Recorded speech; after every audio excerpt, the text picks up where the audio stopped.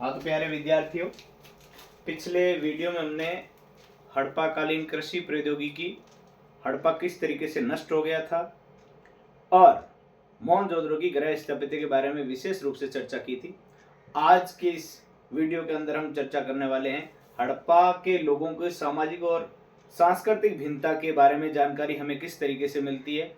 इसमें हम अध्ययन करेंगे एक तो समाधान, समाधान यानी शवों की अंत्येष्टि करने का स्थान, और दूसरा विलासिता की वस्तुएं, जिन ये जो वो वस्तुएं जो दैनिक जीवन में प्रयोग में ली जाती हो, जैसे मर्दभांड है, मनके है इत्यादि जो वस्तुएं हैं, उनके बारे में चर्चा करके हम हड़प्पा कालीन लोगों के सामाजिक और सांस्कृतिक जीवन के बारे में जानकारी प्रदान करेंगे।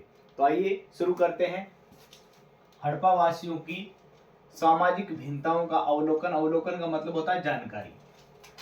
पुरातत्वविद किसी संस्कृति की सामाजिक आर्थिक भिन्नता की जानकारी के लिए अनेक विधियों का प्रयोग करते हैं, जिनमें सामाजिक सांस्कृतिक जीवन की जानकारी हेतु इस अध्याय के अंदर हम समाधान और अन्य रोजमर्रा की वस्तुओं का अध्ययन करेंगे। अनेक विधियों का उपयोग किया जाता है, जिनमें से रोजाना उपयोग में ली जाने वाली वस्तुएं और शवों का अंत्येष्टि करने के स्थान और शवों को अंत्येष्टि करने के तरीकों से हम ये जान पाएंगे कि यह सभ्यता किस तरीके से यहाँ के लोगों का सामाजिक जीवन व्यतीत होता था।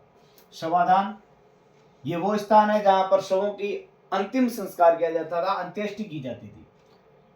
विशेष रूप से हड़प्पा वासियों द्वारा शवों की अंत्येष्टि के तरीकों की जानकारी समाधानों के माध्यम से हमें मिलती है। इसमें कुछ विशेष चीज ये है कि हड़प्पा के जो समाधान थे, उसी प्रकार के मिस्र में विशाल पिरामिड हड़प्पा सभ्यता के स्तर के समकालीन थे। तो इससे हम ये पता लगा सकते हैं कि हड़प्पा सभ्यता, प्रश्न आ जाए, हड़प्पा सभ्यता विश्व की किस सभ्यता के समकालीन है, किस सभ्यता के समकालीन थी, किस सभ्यता के समकालीन थी? तो आप क्या लिखोगे?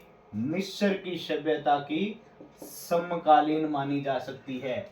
और हम ये किस आधार पे कह सकते हैं? समाधानों के अध्ययन के आधार पे, समाधानों के अध्ययन के आधार पर हम यह कह सकते हैं कि मिस्र की सभ्यता है वो हड़प्पा सभ्यता की समकालीन सभ्यता थी। मिस्र के शासकीय समाधानों में शव के साथ क्या दफनाने का रिवाज था? बहुमूल्य वस्तुएं दफनाने का रिवाज था।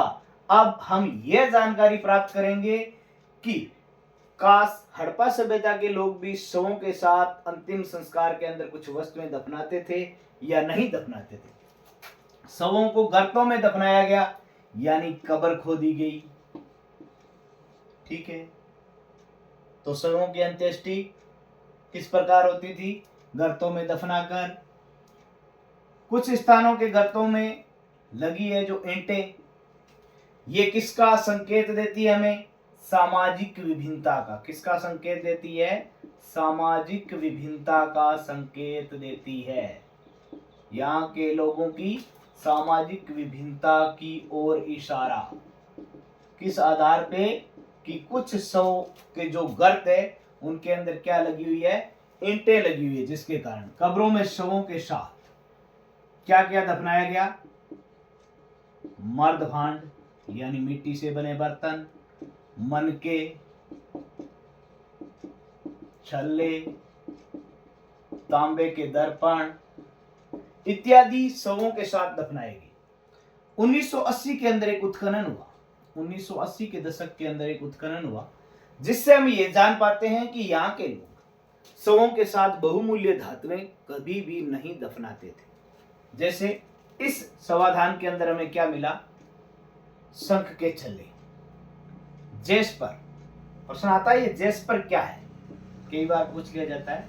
ये एक प्रकार का उपरतन है, एक प्रकार का उपरतन है। जेस्पर क्या है? एक प्रकार का उपरतन है। जेस्पर के मनके, सूक्ष्म मनके यानी छोटे मनके, आभूषणों में तांबे के दर्पण दफनाए जाते। दूसरा पॉइंट, अब हम इसके अंदर हमने पढ़ा, प्रश्न आ जाए आपसे कि हड़प्पाकालीन लोग क्या वास्तव में शवों के साथ बहुमूल्य धातुएं या बहुमूल्य वस्तुएं नहीं दफनाते थे?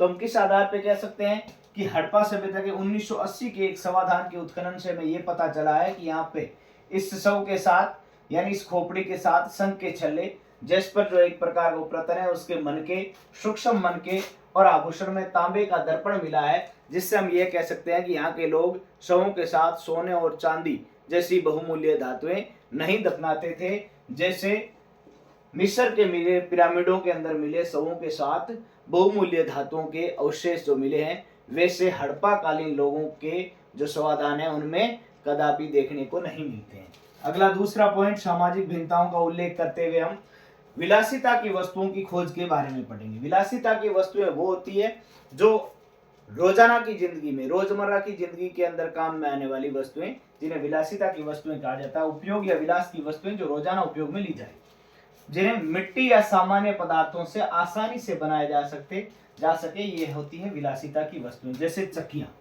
चक्कियों के बारे में मैंने बताया था, चक्कियां सालन पत्थर से निर्मित होती। किस पत्थर से निर्मित होती थी? सालन पत्थर से। इन्हें अवतल चक्कियां होती थी। कौन सी चक्कियां होती थी?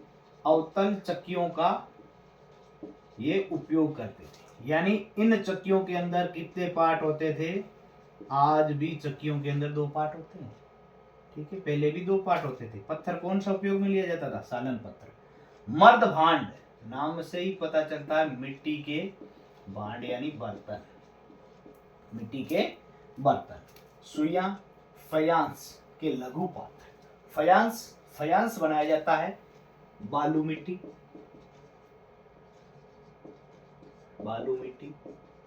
रेत, चूना इत्यादि का चिपचिपा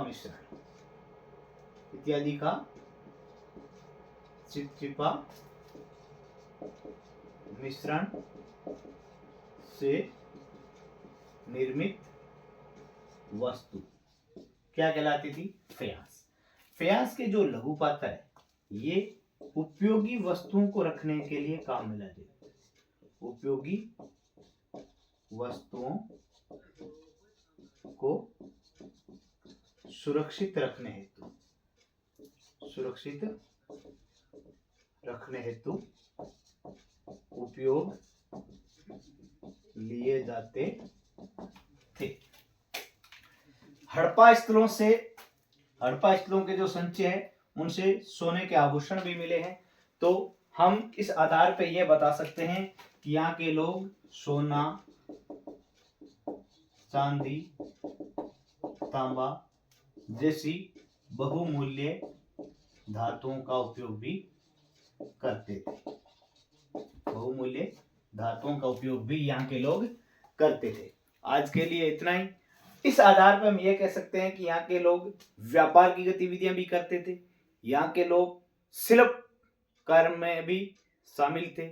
यहाँ के लोगों का अनेक प्रकार का व्यवसाय था, जिसके बारे में हम आगे आने वाले वीडियो में चर्चा करेंगे।